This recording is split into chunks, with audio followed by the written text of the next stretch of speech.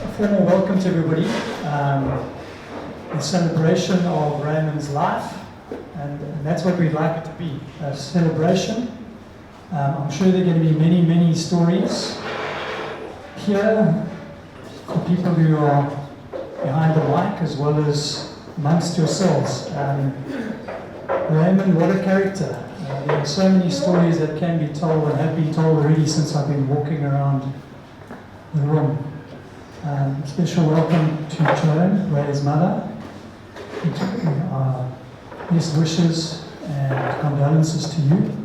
Our thoughts and prayers are with you and the family. So just to kick off, get rid of the admin. For those of you that have been in this facility before, the toilets are that side behind the bar.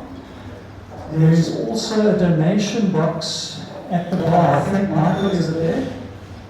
Donation box by the entrance on the table. If you'd like to donate something in terms of costs of this afternoon, you'd be most welcome. You can also, if you don't have cash, Michael can use your card and make a donation on the card, so that would be very, very welcome. Also, if I can ask you to switch your mobile phones off at this stage, if you wouldn't mind. Check mine as well. And just to give you a bit of an outline of the sort of program, it's going to be very informal.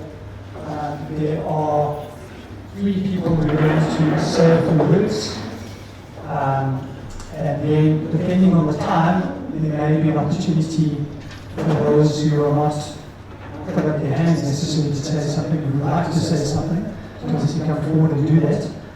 And as I said, it's a celebration of Ray's life, so we'd very much like to hear your thoughts if you have those.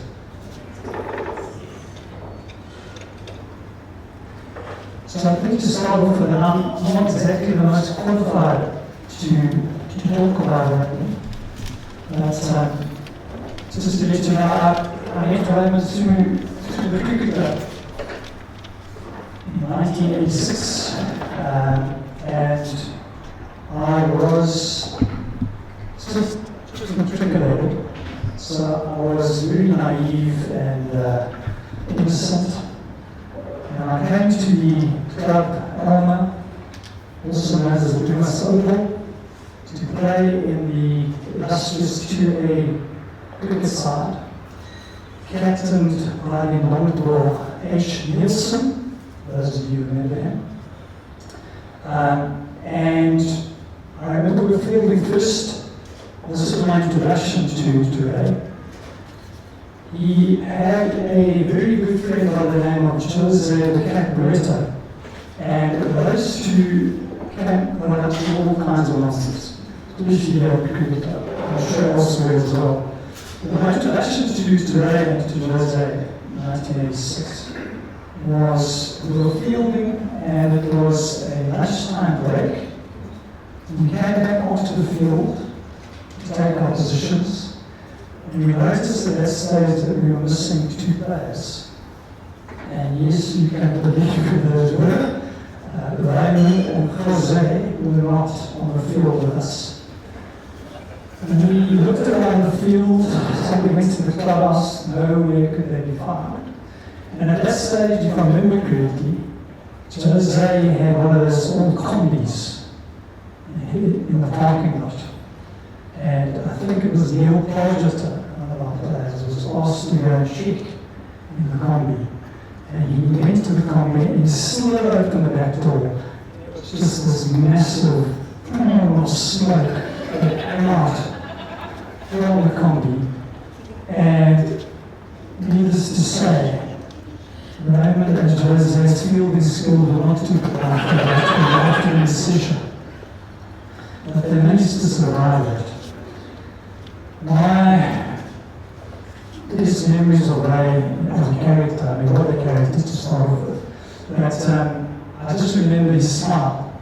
His smile and that wicked, if I can call it a wicked, laugh. Wicked's probably not the right word. But an exceptional laugh that you recognize as you turn the corner. You knew that Ray was around the corner. But always smiling. What a tough guy. I mean, bearing in mind what he put up with in the last couple of months of his life, but he just knew that he wanted to go to your side, whether it be cricket or rugby or anything else. He would be the tough guy and he would be able to lead the charge for you. What about his tan? He must have the best natural tan, I assume it was natural, but it is natural tan I've always ever seen. And he used to flaunt it. I think all across the road to piece about that. Ray lying on the back of his lucky tanning during innings before we had to go and bat. A swashbuckling manner about him. He would go out to the field, pad it up for his turn to bat, and he just smashed the ball to all sides of the boundary. And I remember he had a bit of a gammy knee, so running between the wickets was not part of his policy. He would smash the ball to the boundary so he didn't have to run. I always thought that T20 or 2020 cricket was ideal for Ray because he wouldn't have to run. And I think his strike rate would be about 400, even though his average is about 10. Of course, the other thing was there were going to be no quick singles when he was at the crease. It was suited a lot else. I used to refer to him as the man from style. He always walked around with a mannerism. And I think just a bit about Ray's background as far as I remember anyway. He went to Rondebosch primary school, then on to Sax, then to Addis for a couple of years. We ended up captaining a very successful rugby team and the cricket team, and then on to Rondebosch where he got a phys ed. I remember that he worked for Yellow Pages. And then he used to travel the countryside selling space in the Yellow Pages. He also worked for Sunlight Spindles and Aluminium Gases, and then obviously the salvage works as well. So, I think the other lasting memory for me and Ray was that he had this, probably the hardest throwing arm that I've ever encountered in my life, and I think he challenged many wicket keepers with that arm, and sometimes purposely so. He would from 20 meters throw as hard as he can, especially at the wicket keepers he'd never break the ball with. Right, guys, I'm going to call on another speaker, another person to contribute. And next slide. Good evening.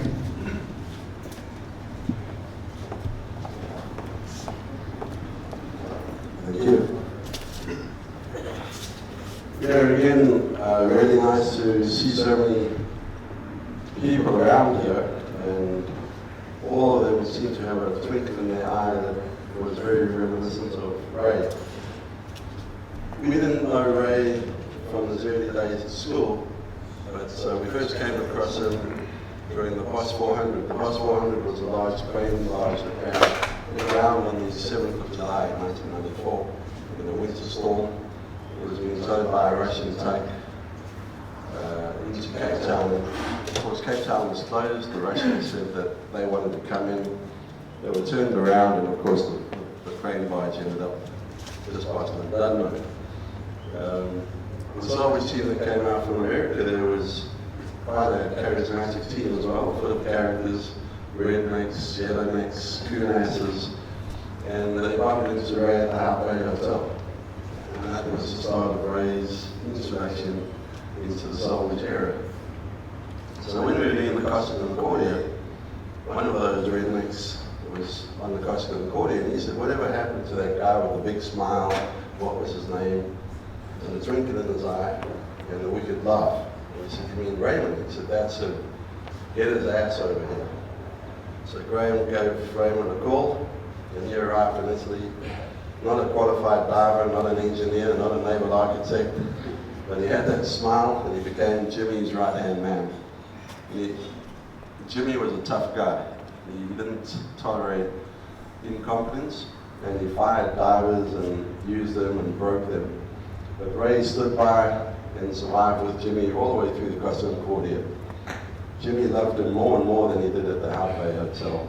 The people of Giglio, it's a very tiny island, they fell in love with Ray as well. And when we got back from that and we started Resolve in South Africa, then who was on the wings and on the sideline waiting to come into bat was Ray. So he joined us around the world. We had him in the Caribbean after hurricane cleanup, the Solomon Islands in the Pacific, and up in the KZN for a couple of years, cleaning up plastic noodle pollution. He always integrated himself with the local people, and on KZN we had about 500 people that were employed, and all of these people had to come from different tribes along the Zululand coast.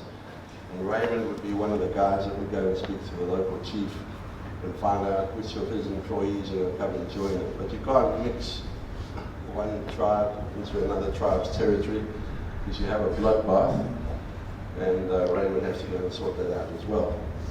It was while he was up there that he actually fell ill, and we brought him back in literally November last year. He said, no problem, it's just going to be a tough innings. He went at it, he had a lot of support, and he never gave up till the end. We hosted an annual golf day in November that we raised funds for the kids at Simonstown on a maritime college called the Louw. And I said, Ray, I've got your name down for one of the 4 balls. And he said, that's fine. He said, I'll be out by then, and I'll be practicing, and I'll be part of the golf team. So that was just a couple of weeks ago. So he fought all the way to the end, and he still had that smile and the twinkle in the eye. So Raymond's going to be sorely missed. He emboldened himself, as I said, to these Americans. The Spanish divers in Spain sent their greetings today. I think Graham's going to talk more about that. But he's certainly someone that, if he came into your life, you wouldn't forget him. And I think that's what we had to do, is just to say, you know what, we'll miss that smile, we'll miss that twinkle in the eye, that wicked laugh. He was an incredible team player, even he was a bit mischievous. So what we normally say is, I'm just going to read So persons may please pipe distilled. Let it be known that Raymond Blatherwick received his final signal and has crossed the bar to the safe anchorage where the weather is always favourable. On dropping anchor, the Lord our God, his partisan knife, looked at him and smiled, and issued the final command, Raymond, you finish with engines. Quartermaster, strike the 8 bells. Rest in peace, Raymond. We now have to watch. You'll be sorely missed by everyone. Thanks very much.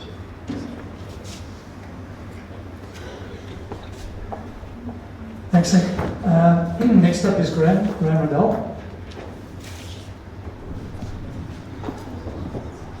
Thank you. Good afternoon, everyone. Thanks for this wonderful turnout. I'm sure Raymond will be pleased to see you all here.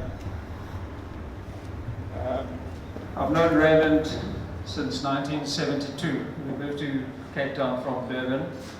We used to ride skateboards and play one bounce in the street. And he was the healthy one.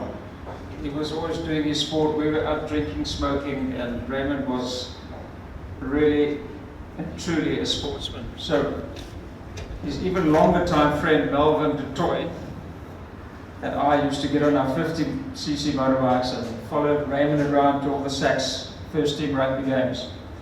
With a backpack full of beer, we'd sit in the stands and watch him and shout for him. And he played first team rugby for Sachs from standard 7. That's grade 9 for the youngsters that don't know what standard 7 is. And one thing was for certain, whenever Raymond went in the top of a ruck, he was going to come out the bottom with the ball. So he was a pleasure to watch, and we followed him and really enjoyed his sporting. Melvin and I went to the Army, Raymond went to the Navy. We were a little bit jealous of that because we cut off, and Raymond managed to wangle it that he would show up once a month on payday, and the rest of the time he was on the beach. And he managed to get away with this for years. And there was one parade where there were a whole bunch of sports instructors lined up, so he thought, oh, I think I'll go join this lot, because they seem to get a lot of fun. So he joined up, and the quartermaster or the sergeant major said, who are you? He said, Raymond Blatherwick, sir. I'm here to train the troops. He said, I've trained every one of these guys, and you aren't one of them. So he was caught out there. But always willing to take a chance. Was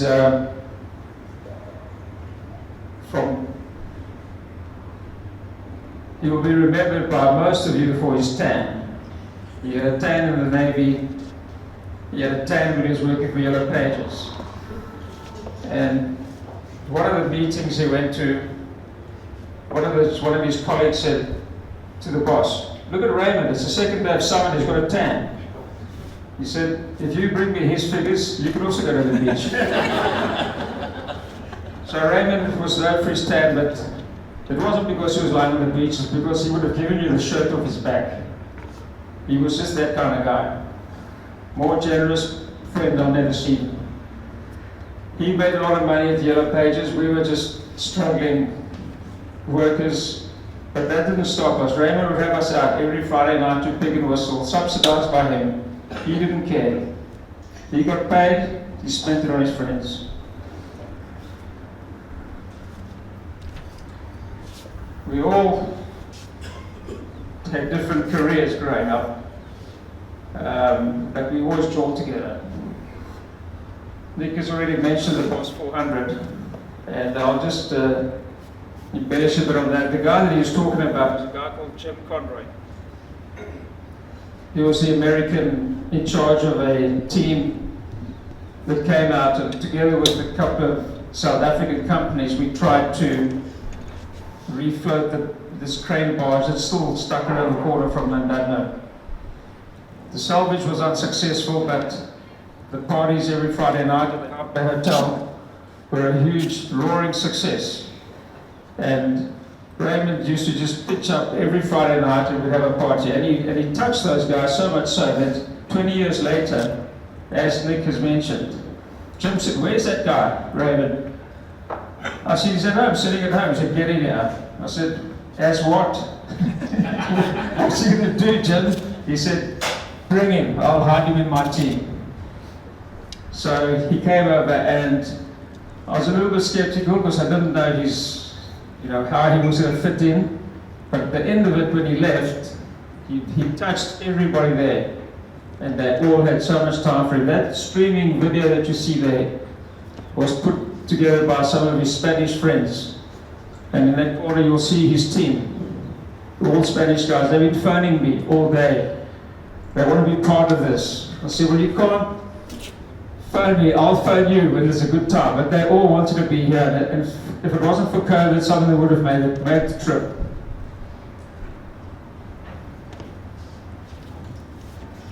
Anyway, I'm not going to go on because there's lots of stories about Raymond. I'm sure there's a couple of people here that want to maybe say something. There was a message from one of his friends, Jenny, that I'll just read.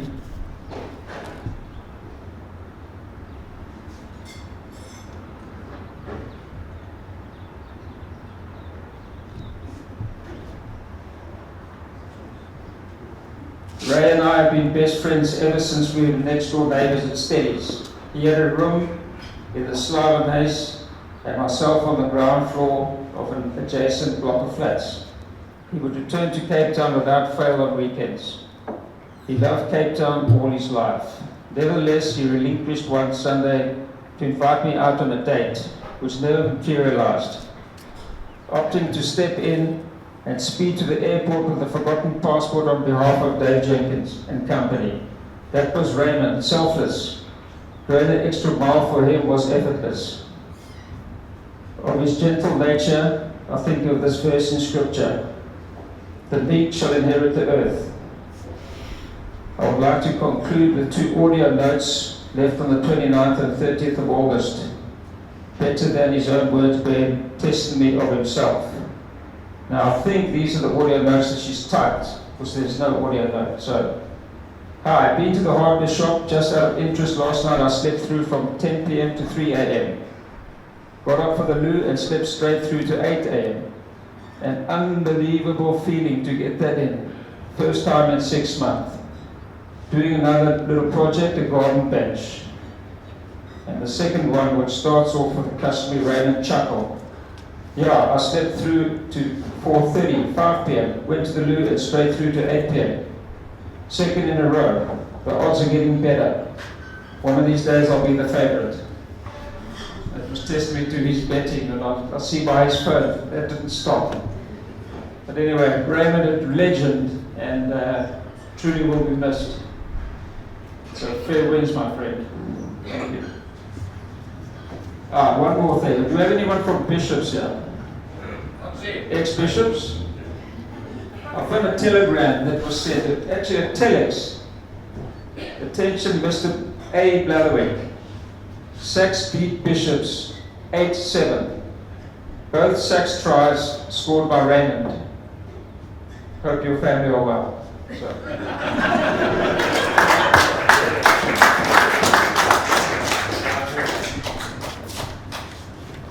Thanks, man. Joan, would you like to come up?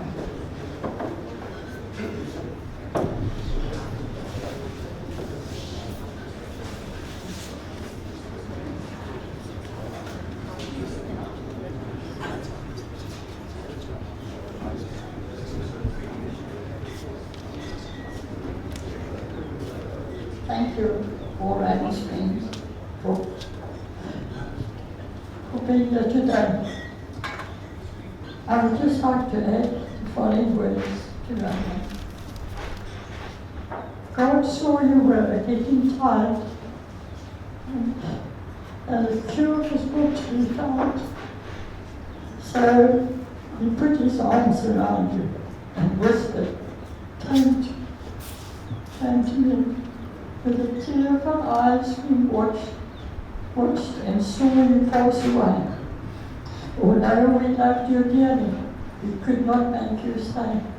A golden heart stopped beating, hard-working hands to rest.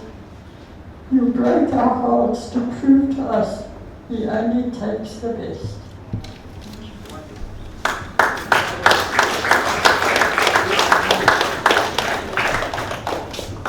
Thank you, John. I've got one or two messages here as well I'd like to read.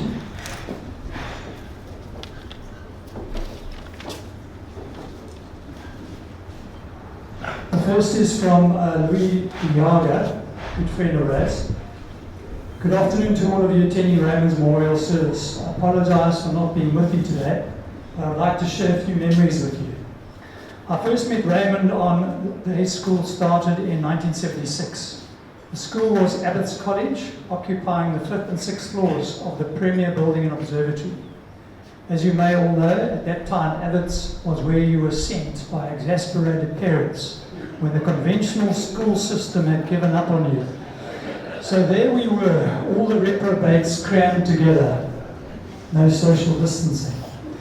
It soon became apparent that Raymond was our natural student leader, and he later captained Abbott's college cricket and rugby teams. Ray's confidence, open personality, and unmatched sense of humour made him a favourite amongst students and teachers alike. One of our teachers counted Ray as a personal friend, and they used to go jolling together. I got to know Raymond well when the rugby season started. I played prop, and if my memory serves me right, Ray was 8th man, or on the flank. We started rugby practice on the patch of grass on the observatory main road where the off-ramp to the M2 outgoing drops down. The ball often landed up on the M2 as the patch is not that big. But what a rugby team it turned out to be. One day we had a rugby match with Boland Agricultural College near Paarl. One of the Boland players commented, "Vandag speel ons teen die meisies," as most of our team had shoulder-length hair. No tries were scored that day.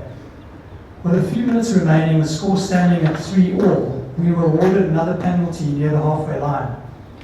Victor Callagher, our kick for the posts, it looked short, but by some miracle, the ball just fell over the crossbar, and we had won.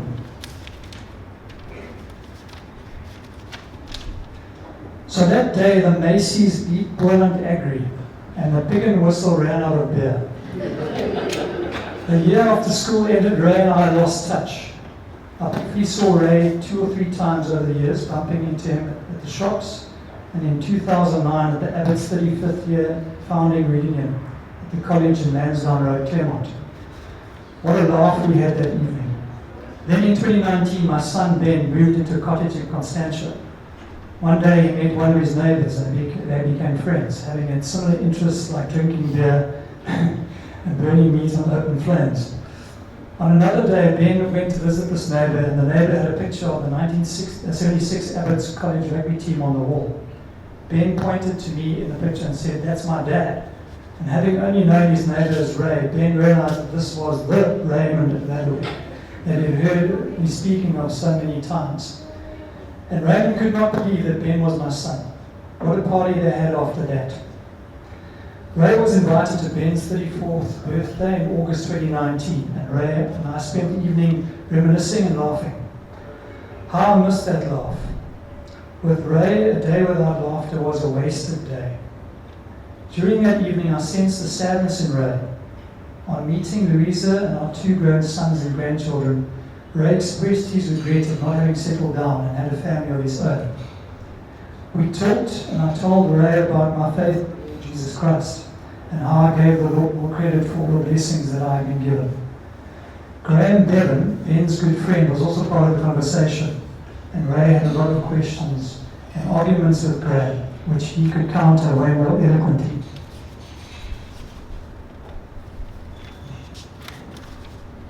At the subsequent bride, Graham again spoke with Ray. Ray shed a tear and was led to the Lord and gave his life and heart to the Lord Jesus Christ. Raymond was diagnosed with his illness soon after that. By this time, Louisa and I had moved to the Overberg, and I did not see Ray again, but we communicated, and Ray's faith grew over the months. The Lord gave him comfort, hope, and strength. Raymond was no angel, but in the end he is saved, and I thank God for this miracle. Goodbye, my friend. You will be missed and never forgotten. God willing, we will meet again. I know that you are with your Lord now, Raymond. Amen. Your friend in faith, Louw. And then another message from Cheryl Bird from Belito. I have so many fond memories of our time together, although most of them would probably not be socially acceptable. But I would have to mention how I met Ray. It was a Wednesday mid-morning, early February 1978. I was enjoying lying on Clifton Beach reading a book. In between careers, this dude was lying next to me. He struck up a conversation. Something along the lines of how cold the water was when he came back from the swim. He was really fit in his prime and pretty confident. As we chatted more, he told me he was in the Navy, currently having clocked in for the day and snuck out almost immediately afterwards. That was the trip, sort of many trips together. Raymond introduced me to Mel and Graham, and it was the beginning of lots of fun, shenanigans and great adventures. To my knowledge, Raymond was never caught in the act of bunking, and we stayed in touch pretty much throughout our lives. It is with a heavy heart I say goodbye this sad day. I'm very pleased to have so many fond memories of our times together, and sorry I was unable to be there in person.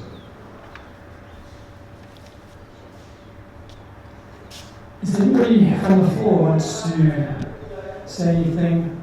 I've got something from thank you.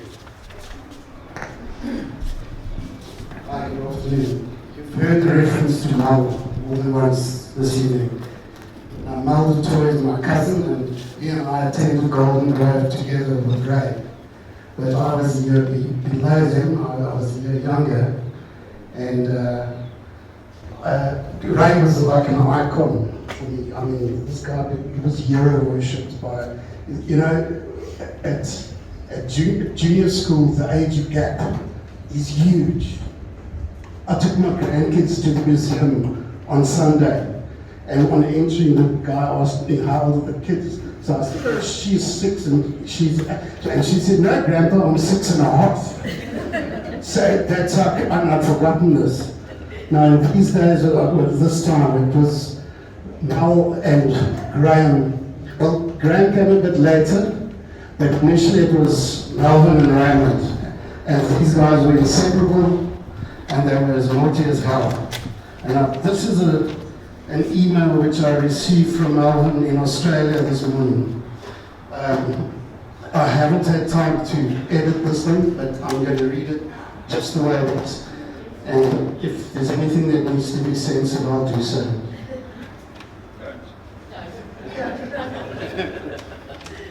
Raymond grew up today from Sydney, Australia. This is Mel. Raymond grew up in Rubicon Road, Rondebosch. He was my first school buddy. We met in Sub A at Golden Grove Primary School.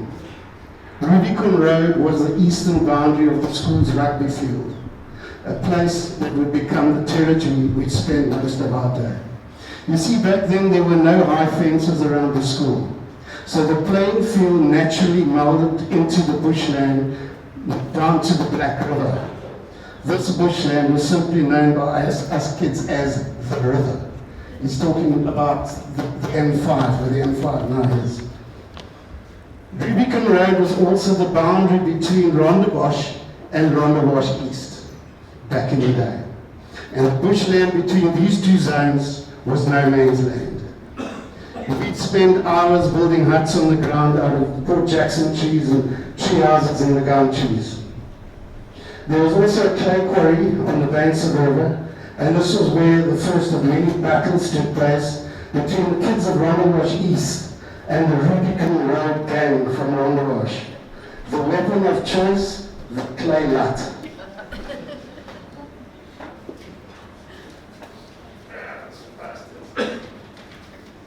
For those of you unfamiliar with the clay nut, it's a game where you wrap a wad of clay around the tip of a green Port Jackson branch and flick it at your opponent.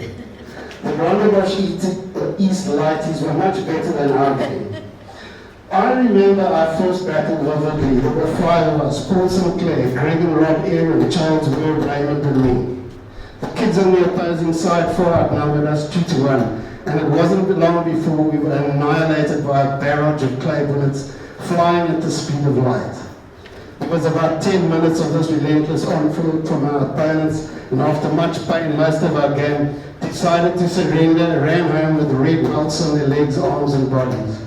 It was just grey and iron left. We were horribly outnumbered, but fortunately we had a sufficient supply of clay. I said to Ray, let's get out of here.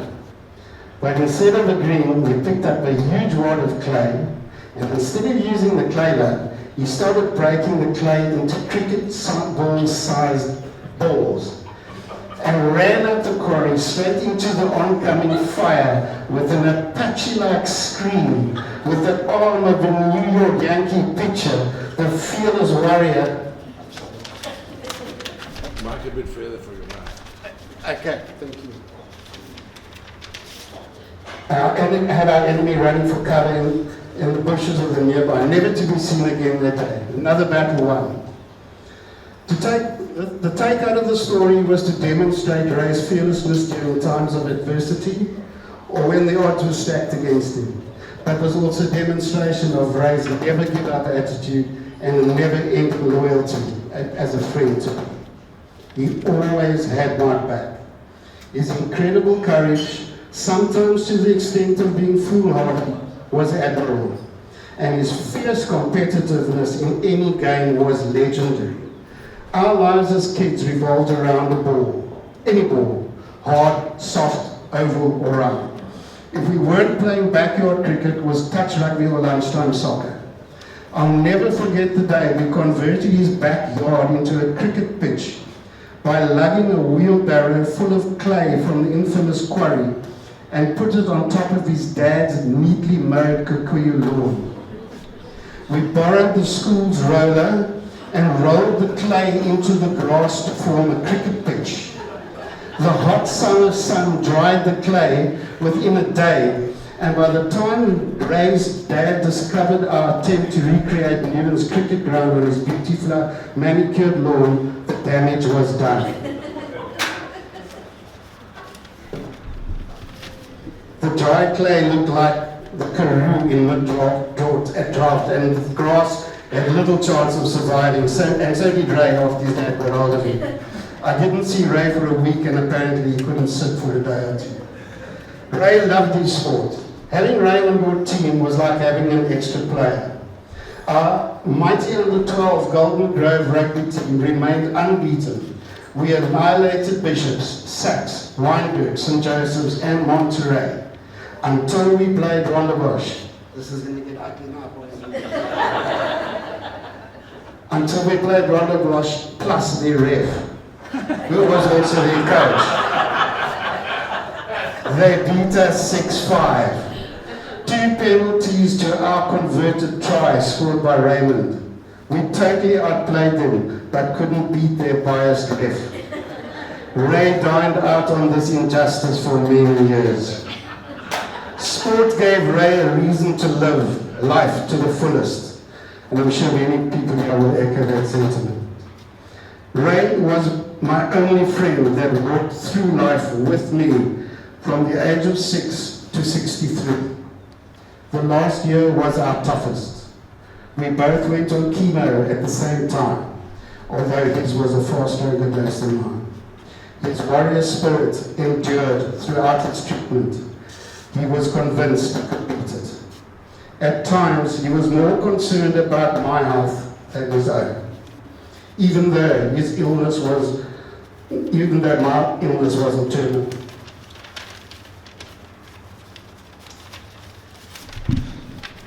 Unfortunately, I think he had that game cheating ref against him during his game and stood little chance against a formidable opponent, hell-bent on beating him.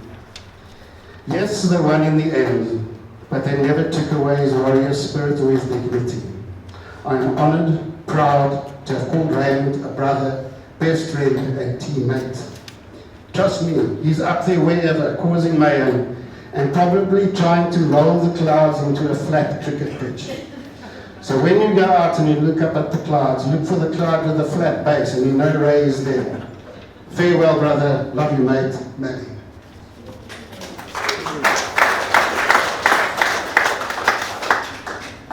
Thank you.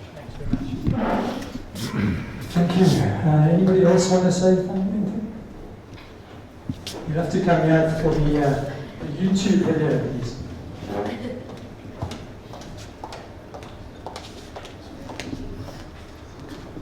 Hi there. Sorry, I'm completely unprepared to speak, but I just feel it's only right. My name's Linda, and Raymond lived on my parents' property for 16 years, the last 16 years. I lived in a cottage in front of him for 7 years, and so he was my neighbor. And Raymond had a way, he always broke bridges, like with relationships, with whatever was going on. He never had a nasty word to say about anyone.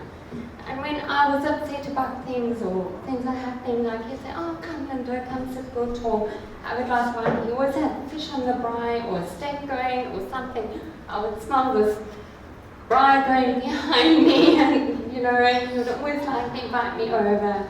And he was just an anchor. My son, who went through in his teenage stage rebellion and give me loads of trouble, he'd say, relax, Linda, relax, don't stress. Next thing, a couple of years later, my mother had to deal with a whole new vegetable garden behind the cottage. That was growing this high. By that stage, my son had finished school, and I said, your problem, Mom, not mine. But I can't say Raymond didn't have anything to do with that. But he loved to garden, and he had the most beautiful garden around the cottage. And my mum and we all appreciated it so much because he was always busy working and in the garden and fixing and doing flower beds and then all. And it is absolutely stunning, the garden, and the detail of plants and everything.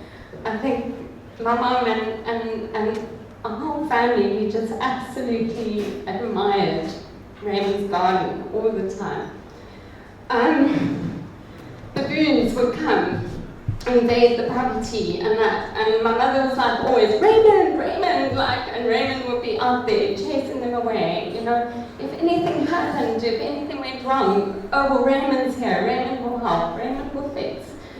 And all I'm saying is that he's going to be sorely missed on Louw Drive. He's going to be sorely missed. He was there for 16 years and he became our family too. So, to Raymond.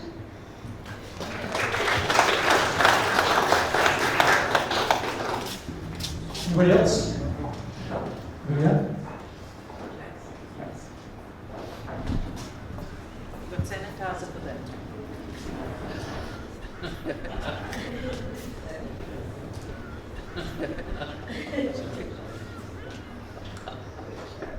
A couple of days ago, I got a call from Jenny Riddell when Mike and I were in Peru, and we just arrived and in a very peaceful place, and she shared the very sad news about Ray's passing.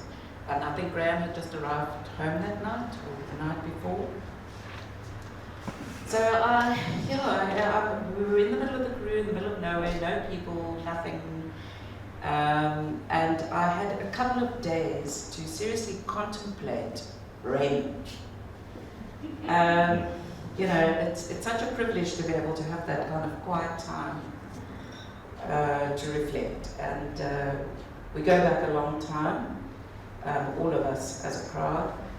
And I kept coming back to this. If I had to say something about Raymond, what could I say? Besides the fact that he was a seriously naughty little shit. Sorry, Mom. You knew. So I did really. I spent hours thinking about our connections in life and how far we go back in our friendship family. And trust me, we were all naughty little shits. It wasn't just Ray.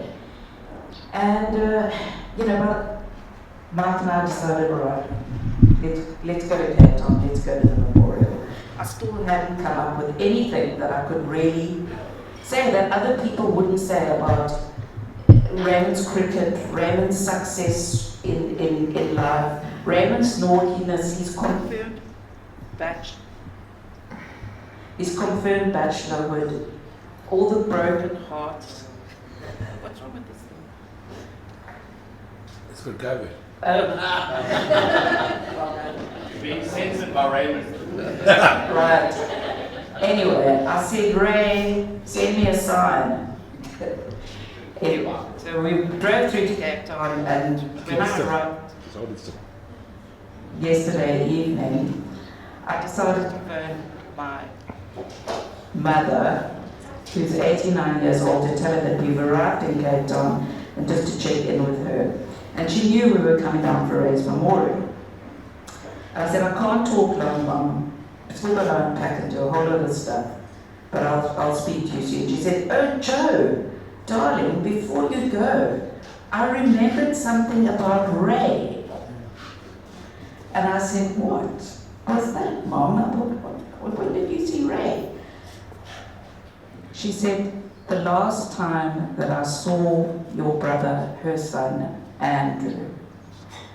Well, my brother also passed away from cancer, and Andrew and Ray were very, very close friends as well. She told me something, that she walked into Andrew's house and into his bedroom where he was lying in bed at this stage, frail and ill. And she said she walked in expecting just to find Andrew, but she found Raymond lying on the bed next to Andrew. with his arms wrapped around him, and Raymond was weeping. And that gave me such a new perspective and feeling about Raymond, that something about him that I didn't know, that these tough bravado men that are out there also have a lot of love and a lot of softness. So rest in peace, Raymond. God bless you.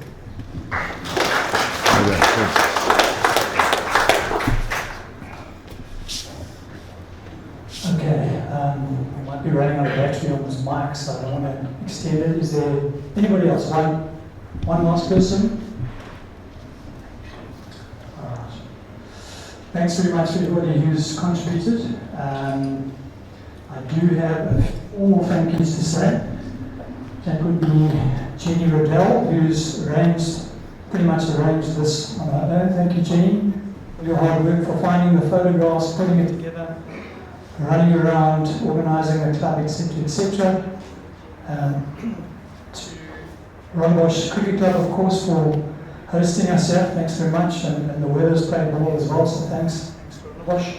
Thanks to Simon Winter for doing the communications. Thanks to Craig Wilson for doing the videoing for us. And I think it would be fitting, if you don't mind, to bow your heads. I'd just like to say a prayer and closing. Lord, we thank you for Raymond, the many fond memories we have of Raymond, for the laughter, for the fun times, for those specific memories that we have of him.